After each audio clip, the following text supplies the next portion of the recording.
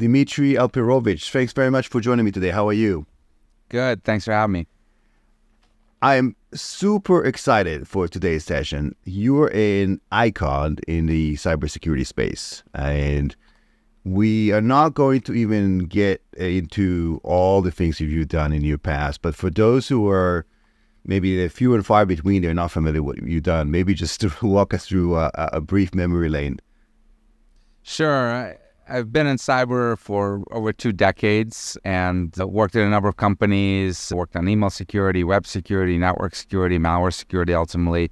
And then most recently co-founded CrowdStrike and was the CTO there until I retired from CrowdStrike in 2020 to focus efforts full-time on broader national security and geopolitical issues and writing the book that just came out, World on the Brink, How America Can Beat China in the Race for the 21st Century. And we're going to be talking a bit about the book as well. But before we jump into that, so you immigrated with your family from Russia, I believe, to Canada, right? And then you relocated from Canada to the States. And you're also the poster child for the American dream, the success of somebody who's an entrepreneur. So walk me through some of that. You came in as an immigrant, you relocated from one country to another, very difficult. And then you follow some of the footsteps into your parents from education perspective. And then what propelled you to jump into the kind of becoming entrepreneur and creating that company? I've always had that bug, and I actually started a small company doing encryption software with my dad when I was still in high school. So the interest in running my own shop and creating businesses was always something that I've had from the beginning. The story of founding of CrowdStrike is interesting because at that point in my career, I was not necessarily looking to do a startup. A company I was at was acquired by McAfee, and I was running a pretty big organization at McAfee focused on doing threat research and investigations there. And then in 2010, I get a call from my good friend Heather Atkins, who ran cybersecurity at Google, and she wanted to work with us on what became known, what I named Operation Aurora, which was the hack into Google and a number of other companies by China. And as I started working on that issue, I realized that this was happening all over the place, that this was not a unique event. And I ended up releasing reports like Night Dragon and Shady Rat that got a lot of media coverage about various APT activity, as it was known at the time, essentially nation-state intrusions from China across huge number of sectors across our economy and broader Western companies. And I realized that this was very common, and most companies had no idea that their intellectual property, trade secrets were walking out the door. And my initial thought was, let's try to address it at McAfee, but it was too hard to innovate in a big company, public company that lived quarter by quarter. And that's what actually drove the creation of CrowdStrike. And CrowdStrike is such an amazing success story. And if you take some of the companies out there, there are probably, I would say, about 45,000 products in the cybersecurity space. And I would say maybe 5,000 to 6,000 vendors. But CrowdStrike is, I would say, one of the top 10, if not the top 5. What do you think propelled the company specifically to become such an iconic success? I think that it was a few things. And I have to give credit to luck and timing because we came on the scene right at the right time. And just as this whole APT nation state threat began to explode, and we were there to capture it early on. And also at the same time as McAfee and Symantec were disintegrating into irrelevance. And our ambition from day one was to replace those big behemoths. And we ended up, of course, doing that. But if they hadn't stumbled, it would have been much, much harder. And then the other element of this was a completely different paradigm, different way of thinking about the problem, focusing on the adversary, applying intelligence about what was taking place. So much of the industry, actually the whole industry, prior to starting CrowdStrike was not really doing attribution, was not focused on the who. It was just looking at the technical threats that were taking place, a piece of malware, a vulnerability, an exploit.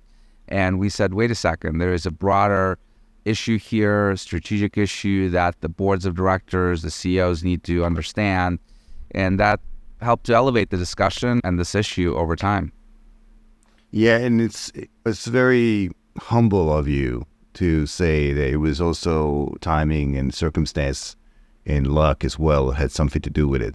But you don't see that quite often in founders. So let me ask you this.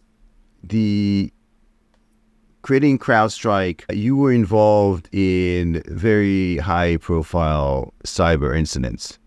And I would say that there's always this trade-off between individual privacy rights, and implementing cybersecurity measures. That's also true today for government operations, for the internet as a whole, internet neutrality, and so on. What's your take on it? Are we moving away from having a free internet to having some sort of ability for government to monitor activity online?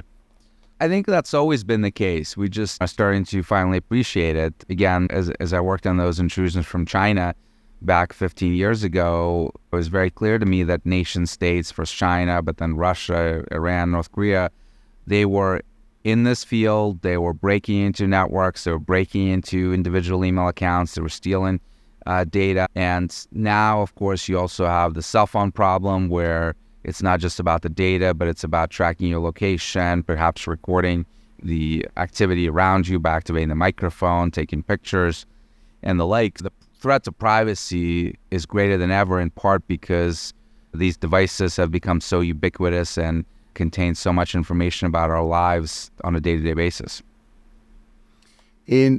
Since you brought up APT and that story, it's remarkable because I remember still in the early days of people just talking about it. APT wasn't even a thing until it was.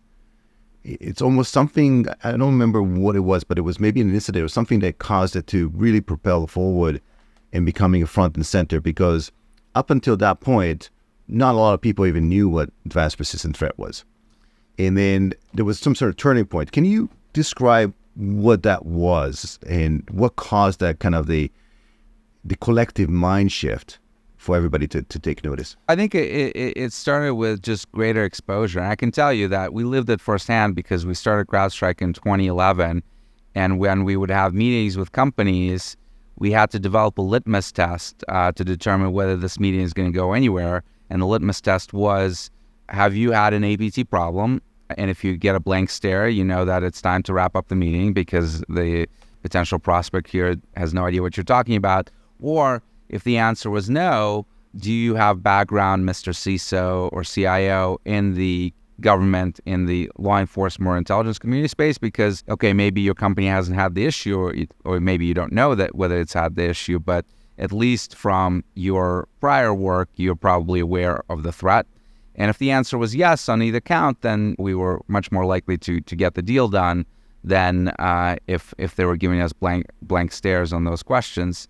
But over time, as we started releasing attribution reports and talking about it, and then, of course, Mandate came out with their APT-1 report in 2013, I think, that made a lot of waves. And then a year later, the Justice Department did something groundbreaking, and I write about this in the book. In May of 2014, they released the indictments of PLA officers, and for the first time ever, U.S. government said China is doing this. And by the way, both the APT-1 report and the indictments were actually of the group that I covered in my Shady Rat report years early in 2011.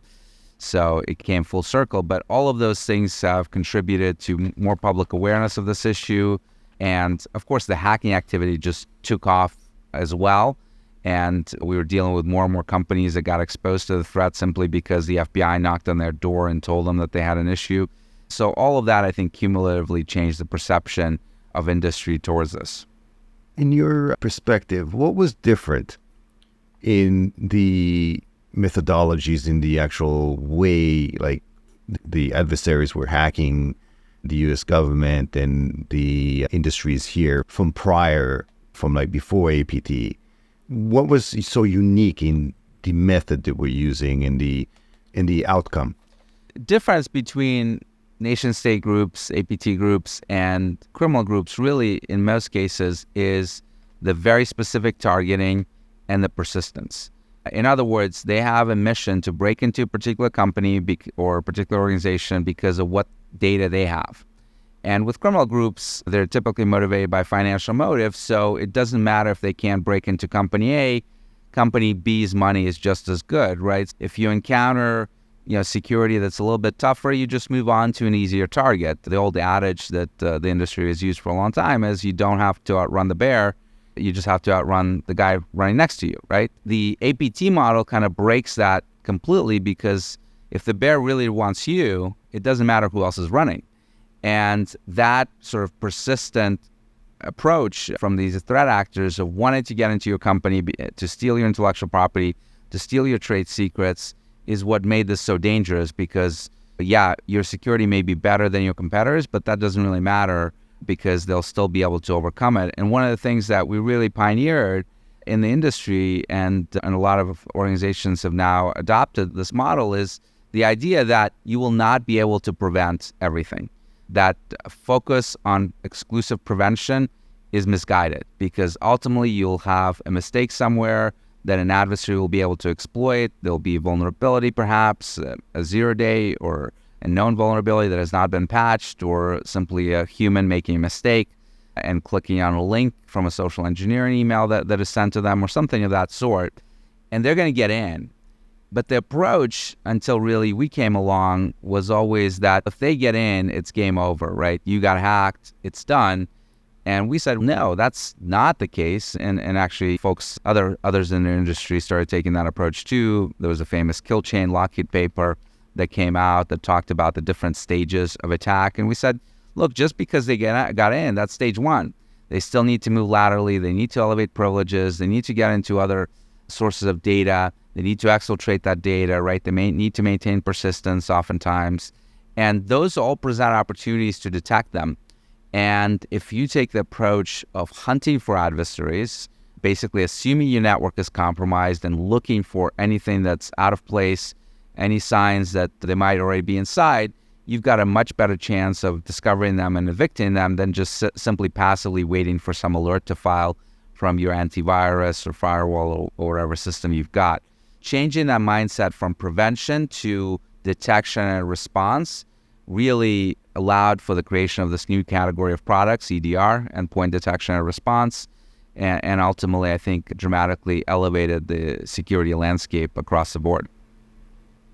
I'd like to double click on something that you mentioned is super important. Specifically, you mentioned the intellectual property, and this caused it for no one to be safe.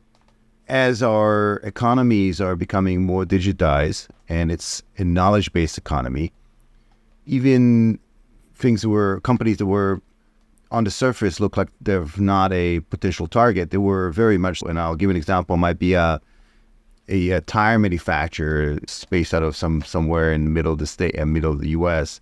that perfected the manufacturing process of tires for 35 years. And that secret sauce was very much a target.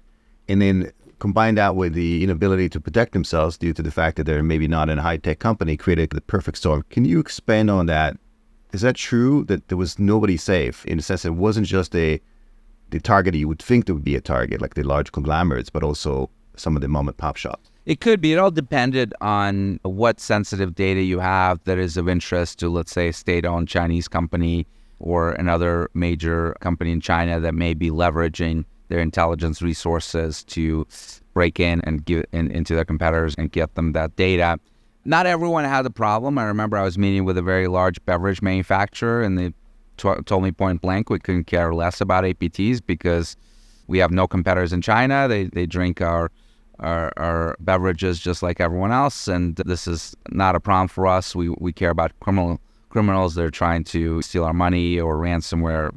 Ransomware came on the scene a little bit later, but certainly has become a huge problem today. It's not the case that everyone needs to care about nation-state attacks, but certainly if you are in the technology space and the advanced manufacturing, anything related to defense and national security, agriculture, all these industries where you have major Chinese competitors, you are at risk of getting hacked and having your data stolen. And the nature of, specifically about the attacks, causes the ability to intercept those in a much higher difficulties, meaning that, for example, the nation state might take 6 months, 12 months to even several years sometimes to infiltrate an organization. And therefore, to be able to detect that is extremely difficult, right?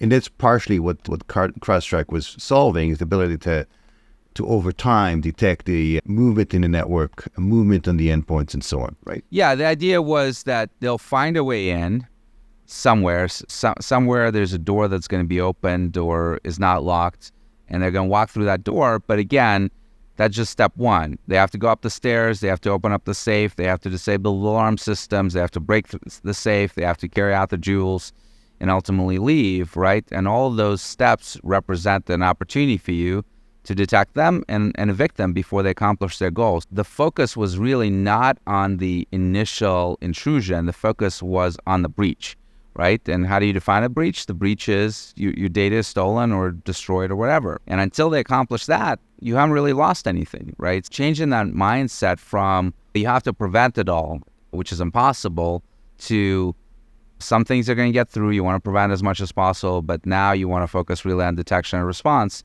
is really, I think, was a game changer in the industry in the last 15 years. And Dmitri, before we move into some of the other questions I have for you, talk to me about you had some preview to some really cool incident or some things that were not in the public domain. Anything that you can share with us that are memorable to you, things that you've come across and I'm sure there's quite a few. I don't know, without divulging into the details, maybe obfuscate some of I would love to hear some stories from the trenches, actually looking at some activities online and inside the perimeter and viewing the actual adversaries and making some movements. Yeah, there's so many. I particularly remember our work on of course, everyone remembers the DNC, but the hack of Sony pictures by North Korea was really groundbreaking in the sense that you had an American company that was destroyed, whose network was destroyed by another nation state, all because they put out this movie. And it was the first time that attribution caused such a huge controversy, because I was actually the first one to come out publicly and attribute it, because we were working with Sony. They had actually sent me the malware that morning as their network was getting attacked. And I called them back within 30 minutes. I said, this is looking like a North Korean malware. Why did you send it to me? And they're like, we got to talk. And then they wanted us to come out publicly with our attribution. And the FBI later reaffirmed it independently as well. But I remember a lot of the folks in the industry were refusing to accept that. And there were all these conspiracy theories about an insider that was really damaging, not just to the company, but to the employees, because they felt like they were being now attacked and re-victimized. That one, their data is getting leaked out there, including their social security numbers, some of their medical data, and now people are accusing one of them of being the one to cause it. Really psychologically damaging. And there's, I think, been very little thought that was put into it by people that were arguing this, of course, without any basis whatsoever, that this can't be a nation-state attack, and challenging not just me and our work, but the U.S. government's attribution that is based on high-quality intelligence, multi-source intelligence, and the like. And I think that trend actually began with Aurora. I remember when Google and then us came out and called out China in that investigation, many cybersecurity professionals were saying, this can't be, nation states don't do this unless this is like Stuxnet level sophistication. This can't possibly be nation states. A number of companies were putting out reports saying this is a botnet. I remember Eugene Kaspersky actually was one of the people that was attacking me personally on all that stuff, saying that this is just run-of-the-mill crimeware. And that trend unfortunately continued through Sony and then later DNC and so forth. And you mentioned a couple of things, attribution, right? So why is it important to know who's the adversary, who's the perpetrator? And then secondly, how would you know? Is the malware behaves a certain way? Is there any certain attributes or characteristics that for that particular malware that you can say, okay, this is for this group or this is for this particular nation? Yeah, so good question. First and foremost, attribution is vital both at a macro level and at a micro level. So at a macro level, I've always been very passionate about educating our country and really the world about what was going on, because until you can recognize that you have a problem, you can't solve it, right? It's the first step in the 12-step program, but you got to admit you have a problem. Making it very public, because the government at the time was refusing to share what they knew from the classified realm, I felt was an important mission for me, because my attribution, my data was not relying on anything that was classified. And it helped, I think, to put pressure ultimately on the government to do more, because they were looking increasingly ridiculous, because here's Dmitri Alperovitch, here's Kevin Mandia, here's others saying all day long China is doing X, Y, and Z, North Korea is doing this, and Russia is doing Y, and the government has no comment. And of course, they knew all of this. They had information that was much better than ours in terms of very specific attribution that we often didn't have in terms of individuals and military units, intelligence agency affiliations, and the like, but they just refused to share it, I think in a very misguided way, because they thought it would be A, escalatory, which we now know, of course, is not the case, and B, that it would compromise sources and methods, and we now know that's not the case either, because they're doing this almost on a daily basis now with indictments and public naming and shaming campaigns. So that was really important, to start shifting the policy conversation of what to do about it by first making sure that everyone knew that there was a problem, and also helping educate the companies that this is a threat that you're facing, right? That this is real. And it's much easier to talk about China or North Korea or Russia or Iran breaking into your network than it is to talk about Agent BTZ or some other weird malware name that most of the executives will not care one bit about. But they understand countries, intelligence services, competitors. And then on a micro level, I always believed that it was important to understand who was coming after you, because then you can tailor your defenses, right? If you know that you're in the, let's say, automotive sector, and that you have a competitor in China that is likely working with intelligence agencies and is competing with you in the EV space, you want to protect your battery technology, you want to protect your self-driving capabilities against that theft so that they don't get an advantage, right? You want to protect your market data in markets where you compete. So it helps you to also get focused and prioritize what's happening. And it also helps you to do damage assessment. I remember one ridiculous situation with the hack of OPM by China, right? And by the way, it was never publicly attributed by the U.S. government, even though everyone and their brother knows that it was China. Another ridiculous situation. But the Chinese government steals the records of millions of people, tens of millions of people that have security clearances, and steals their background check forms and the like. And what does the government do in response? It recommends that people get credit monitoring. I can tell you for a fact that the Chinese government was not interested in identity theft on those people, right? They were not interested in stealing their bank accounts or getting loans in their names. They were interested in getting that information for counterintelligence purposes, to identify potential spies, for recruitment purposes, try to identify people who they can exploit to try to get access to classified information. But unless you understand that, your response is going to be ridiculous. Let's offer credit monitoring, right? And of course, the government knew that, but because it was not tying the attribution to the response, you had these ridiculous situations that would pop up where you're offering protection against a threat that is really negligible, if not non-existent. So on one side, you have the lack of attribution or misguided attribution. And then the other piece is that would say, what if the attribution is being manipulated to gain maybe some political clout in creating policies and so on towards other nations? Is that a risk as well? You mean like false attribution? Yes. Yeah, people keep raising this false flag situation. I have yet to see in 15 years of doing attribution cyber attacks a single case where you had a credible false flag that was not detected right away. Real false flags are really hard to do. And no one's been able to pull it off in a very convincing way, particularly with full intrusions. There's been some decent kind of leak campaigns that have attempted to assume other personas, but in terms of actual hacking, to redirect attribution to something else, there have been very clumsy attempts to do, but none of them have proven successful. In shifting gears, you predicted the invasion of Ukraine by China, by Russia, and there was reports of cybersecurity attacks, cyber attacks onto the Ukrainian infrastructure. So it was almost like one of the first time there was cyber was attached to kinetic conflict. And in your opinion, as an expert in this field, what do you see that being? Is that the kind of the new frontier for battlefield, the combination of cyber and kinetic? What is the role of cyber attacks in the geopolitical conflict? Yeah, I think there are lessons to learn from the Ukrainian conflict and cyber, but also important not to overestimate the importance of those lessons, because cyber actually has not played a large role in this conflict. Most of the cyber attacks that the Russians have launched have been pretty ineffective and counterproductive in terms of using resources.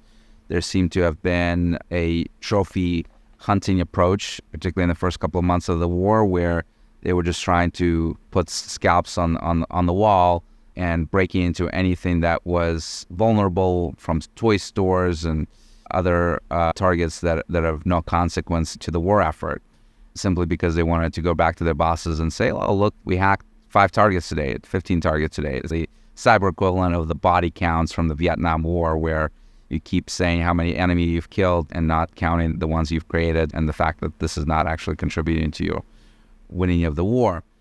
And it's important for us to be cognizant that cyber is not the end-all, be-all, but there are elements of cyber that are effective in this conflict, particularly in the intelligence collection space. And the Russians, particularly in the last 6 months or so, have really doubled down on espionage and trying to break into Ukrainian government and military networks, feeding that intelligence to their frontline units and using it operationally, sometimes within hours. So there, I think cyber is important, has been important, of course, and will continue to be important. But if you look at a potential conflict between other countries, let's say China and the United States, that the prospect of which I write about in my book, that could be a very different cyber conflict, because both militaries are much more dependent on network warfare. They're using much more advanced weapons platforms that are relying on internet-based connections. The F-35, for example, has a number of vulnerabilities in their logistics and maintenance applications that are running on unclassified networks. Those are not necessarily going to be decisive, but they could have a delaying effect where if you impact the readiness of a F-35 squadron, you can delay it potentially from taking off as fast as you need in a hot confrontation with China. So those are the types of things where cyber can play a role in delaying a military action. And then if you can use that to your advantage strategically, then it can be quite significant. And what about preempting attacks, maybe with breaches in manipulation of critical infrastructure? There's a lot of SCADA systems out there that are responsible for our nation's infrastructure. And we've seen things like recently the shipping boat that just happened to divert from course, and we're going with this, and it collapsed a bridge, and there were a couple other incidents. Can you expand on our vulnerability as a nation of our infrastructure to rely heavily on outdated infrastructure, and then the ability for potentially the nation state to attack us? Yes, good question. Look, there is absolutely potential for disruption. Destruction in cyber is actually very rare and is fairly difficult to pull off, to actually physically destroy systems. It's not impossible. We've seen some attempts to do that, particularly, I think it was 2017 maybe, or 2019, I forget now, but a refinery in Saudi Arabia was attacked by a Russian state-affiliated actor, and they were trying to disable the safety system for that refinery that could have caused a fire and damage to the facility, potentially could have killed a few people as well. So those things are possible, but fairly rare and fairly hard to pull off. Even in that particular case, did not work ultimately, because there are redundancies in many of these facilities where the stakes are so high, manual oversights and the like. It is possible that you might be able to bypass it, but it's not extremely likely. But what is more common is disruption, where you can wipe out IT networks like you saw in the Colonial case, and even though OT is not impacted, people out of precaution can turn off that pipeline, as happened with Colonial Pipeline, or it can actually impact operations directly. You saw the GRU-affiliated cyber actors recently try to get into the OT sides of the water utilities in a couple of towns in America, and basically open up the valves, and because water overflows from those facilities, Not extreme damage, but certainly causes disruption. And that's something that is a concern, again, from a delaying effect perspective. In most cases, you can deal with a cyber attack simply by turning it off right at the end of the day and disconnecting from the network and then trying to rebuild. But it can be very disruptive to your operations, to your business. So you could be out of commission for a few days, a few hours. And if the adversary can use that time to their advantage, then it can have a significant effect in the conflict in Ukraine. But probably the most significant cyber attack that the Russians had launched was in the first hours of the war, where they broke into an American company, Viasat, and used that access to send out a malicious update to modems, terminals that were in Ukraine that were connecting to their satellite communication networks and basically wiped them out. And that impacted the ability of the Ukrainians to communicate. Now, it wasn't the only communication channel that they had. They still had landlines, radios, other mechanisms as well, but it had an effect, right? The Russians ultimately weren't able to use that in a strategic way to actually accomplish their goal of breaking the resistance and taking key strategic sites like the Hostomel airport outside of Kiev. But that probably had more to do with their own incompetency than the potential that was there. So what I'm hearing from you is that it's not necessarily the standalone cyber attacks that are going to have the largest impact, but the combination of the cyber attack and maybe some of the causes of the aftermath of what these create. Are we, as a country, are we doing enough? Is there enough? One thing that comes to mind: private and public collaboration, education, enough resources that are allotted to protecting our infrastructure. And what are the roles of private industry? CrowdStrike was a leader in dissecting and protecting from. How many more of these companies do we require as a nation to assist us as a country to become better and more protected? Yeah, and by the way, this is true of all warfare. It's never one capability. You don't win wars just with air power, just with artillery, just with tanks, just with electronic warfare. We have this concept of combined arms where it's all about how do you synchronize and bring all these capabilities to bear to achieve strategic effects. And cyber is just one of those capabilities, and not even the most important part or far from it. So that's the important thing to start off with in terms of understanding conflicts.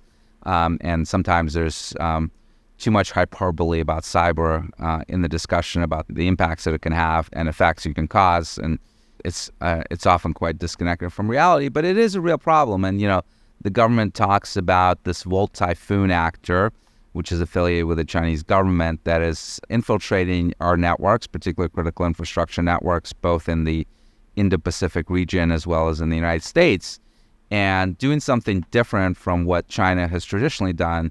It is not looking for companies where it has valuable intellectual property or trade secrets. It is looking for places where you can have a disruption impact the ability of the United States to mobilize, to flow forces to the region. And that's of extreme concern to the U.S. government for obvious reasons, because, again, as I write in the book, we are on a potential path to conflict here with China that could come as soon as 4 years from now. And we need to make sure that we're ready on every front, including cyber. In speaking of that particular topic, and we'll dive into it and dive into the reason why you went ahead and researched and wrote the book. There's some reports recently that China was involved in creating some of the civil unrest around some of the universities, the riots and things that happened throughout the United States, and also some reports about the involvement, whether true or not, involvement of some of the nation state into social media and creating some movements towards manipulating of voters' opinions on the political candidates. What's your take on it? I know it's a loaded. I'm not too concerned about that stuff, to be honest with you, because it is happening. China, Russia, Iran, they're all manipulating our media landscape, trying to influence our elections and political opinions.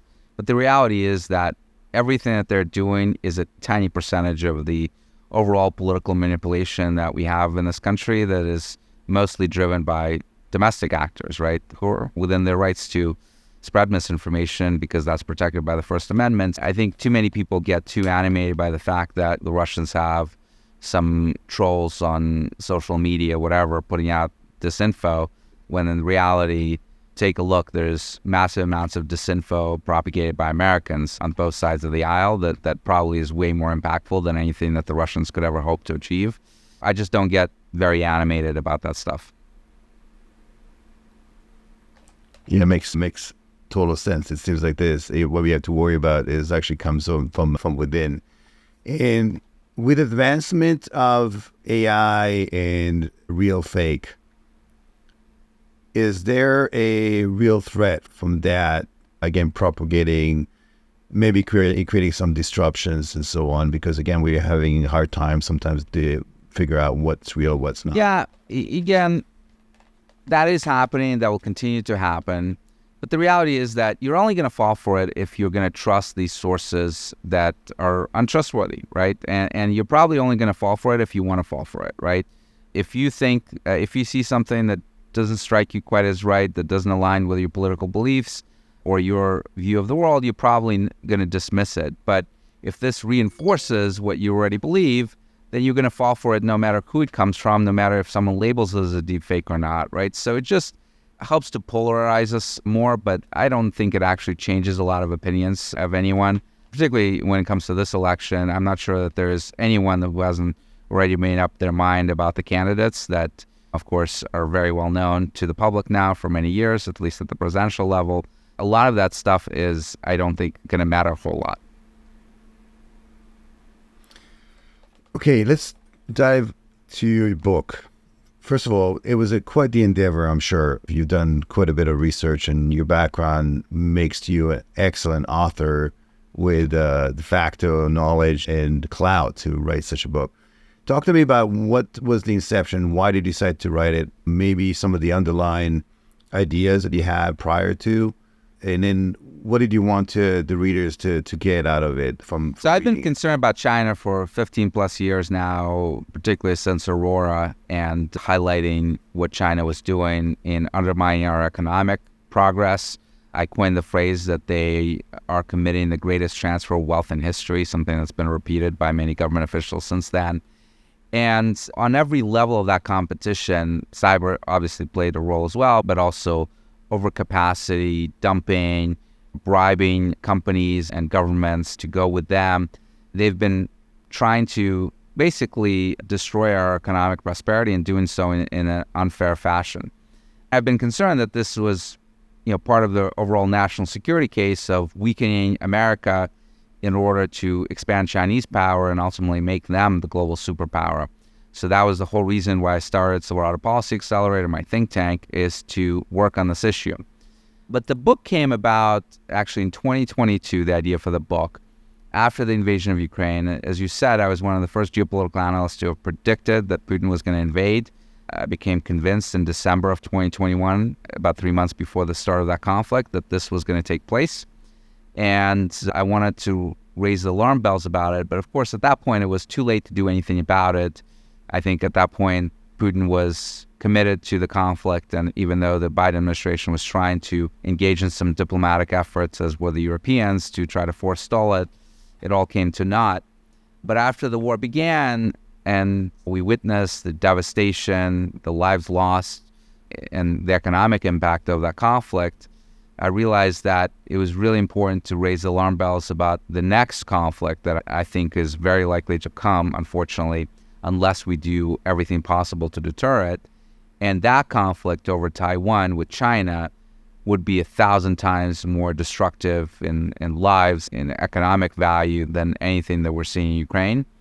And luckily, with that threat, we still have time to make sure it doesn't take place. And that was the whole impetus for the book, is to raise alarm bells, but also offer solutions. Believe it or not, even though the book is called World on the Brink, it's actually a very optimistic book because it argues that we have all the ingredients to win this new Cold War with China, to deter conflict.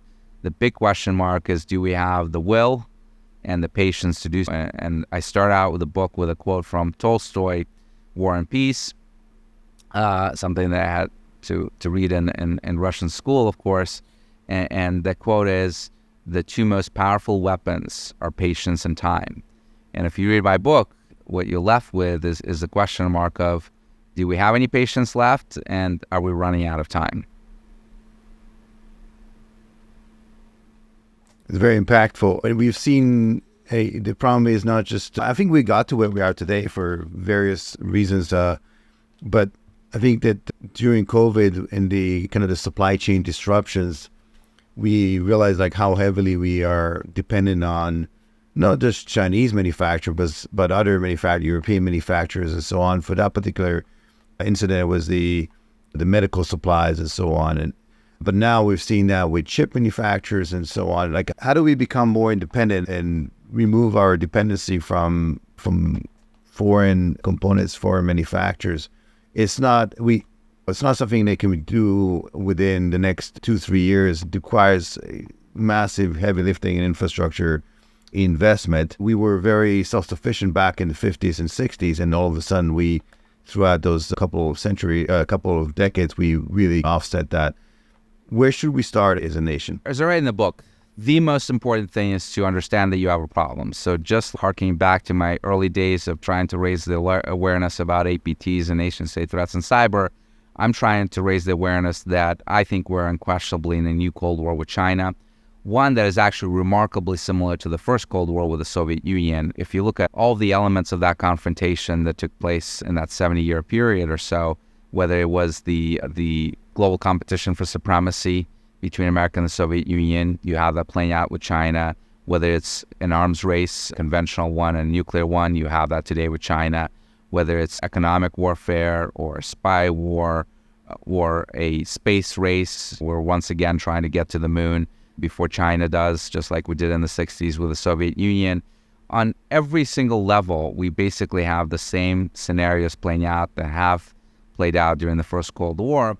And the only argument that I often hear from people trying to say, oh, this can't be a Cold War, is look at all this economic interdependence we have with China that we didn't have with the Soviet Union. And one of the things I actually debunk in the book is this idea that the two economies, the Soviet bloc and the West, were completely disconnected. That is not the case at all. There were numerous connections. American banks were financing Warsaw Pact economies throughout the 70s and 80s.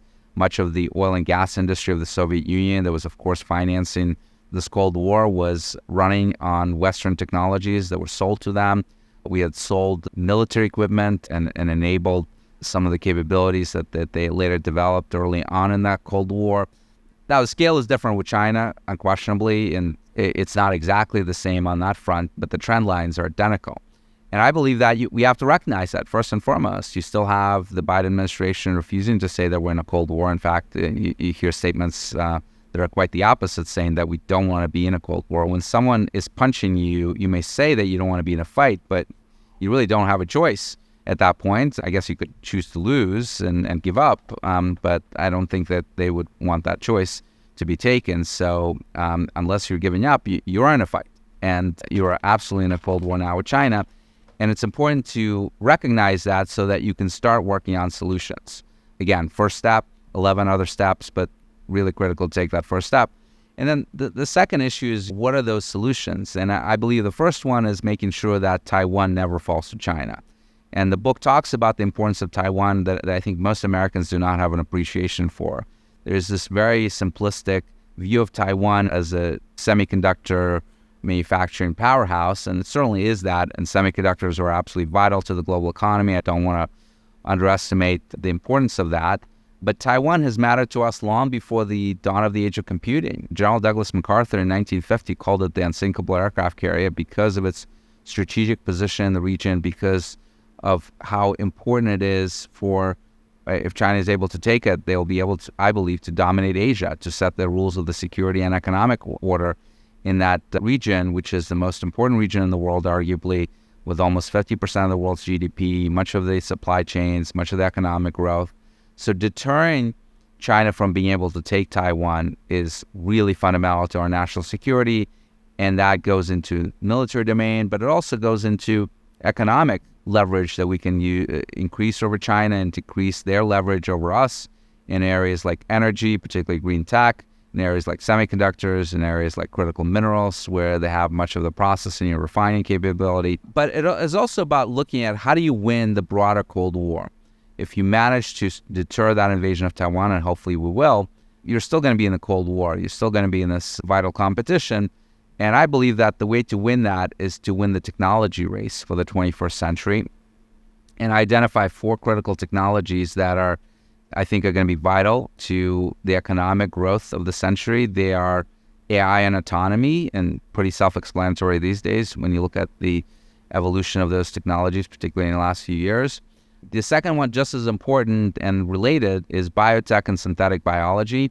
Very exciting, the applications of AI to that field, not just in the areas of medical science that people tend to think about, but in the areas of bioenergetics, being able to develop new energy sources by combining biology and chemistry, and biomanufacturing, developing new materials using those type of processes. And again, AI is going to be essential to that. The third area is aerospace, space technology. We're seeing now, thanks to SpaceX and Amazon, what you can do with these huge constellations of satellites in low Earth orbit from a communications perspective, internet access, navigation, positioning, surveillance, reconnaissance, intelligence collection, and the like, really revolutionizing the space industry in a huge way. And a large part of that was the lowering of the costs of lift into space that SpaceX and Elon pioneered with the reusable rockets. And then the last area is green energy. So that's everything from EVs, batteries, wind, solar, nuclear. And that's where China is dominating, of course. In the first 3 areas, we've got an advantage. In some areas, it's smaller than others. But in EVs, in green tech, we're losing badly. And then if you look at those 4 technologies, you also have 2 critical components that you need that go into those technologies. They are semiconductors, of course. And there we are on the knife's edge of either losing or winning, and we'll see what happens really in the next couple of years to determine that.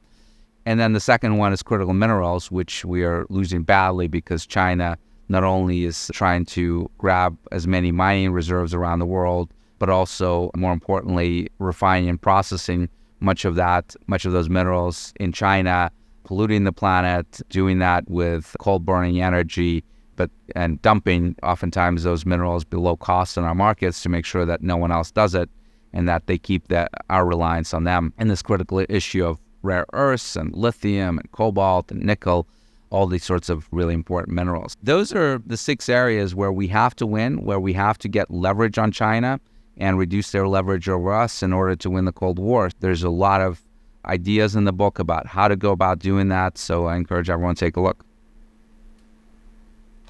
Absolutely, and I'll ask you before we part ways the best way to get hold of a copy. But just before we wrap up, I have 1 or 2 questions. We're seeing now the CCP. There's some issues in China, economically speaking. Is there a fear that in order for them to fix or divert some of the attention of what's going on internally within the economy, is there a fear that there's going to be an escalation to circumvent the public opinion by creating this common enemy? Yeah, look, the CCP has a lot of problems on their hands right now, right? The economy is not going well at all in China. It is stagnating in terms of economic growth, fell rapidly from double-digit growth to probably around 2.5%, maybe 3% growth, which means that they'll very likely never eclipse the United States in terms of being the world's greatest economy, right? They're 25% smaller. If they're growing at about the same rate as us, that's the end of that.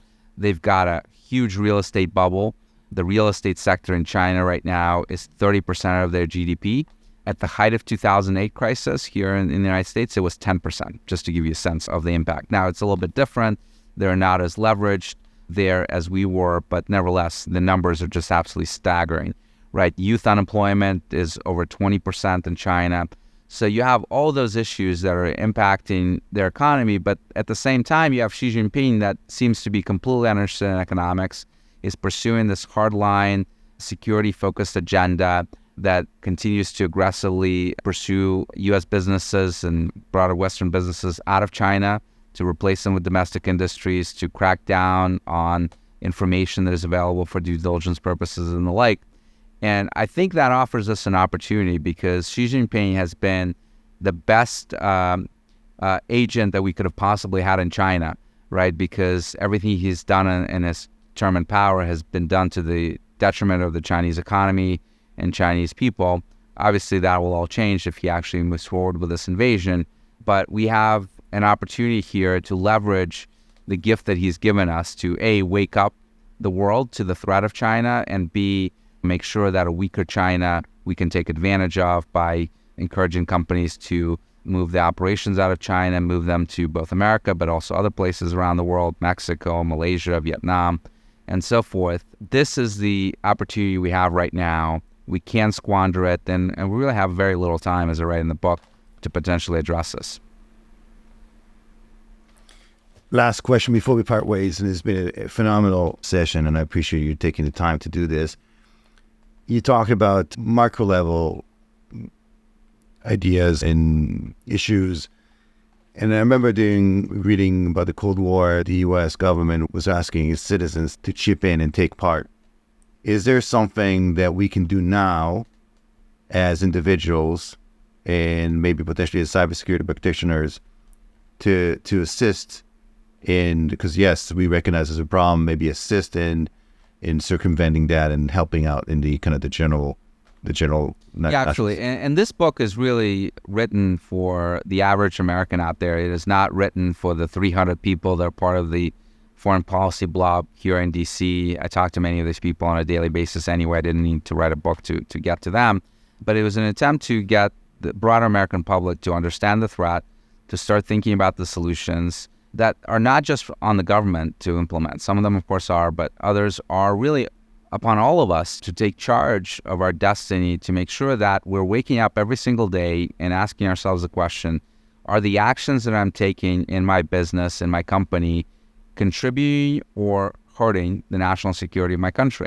And to the extent that you are not defending your network sufficiently against Chinese espionage that is enabling Chinese prosperity and competitiveness of their companies, to the extent that you are encouraging the business to continue to operate in China, and particularly these strategic areas, whether it's AI or biotech or space or whatever, you're part of the problem. You're not part of the solution. You're making things worse for us, and you're risking war. And I do a lot of war games at Silverado, and we recently conducted a war game with the U.S. House Select Committee on the CCP on Wall Street with a number of very senior executives from Wall Street and a few other industries. And we're looking at this confrontation with China over Taiwan and what measures the U.S. could do on the economic front to try to deter it or respond to it.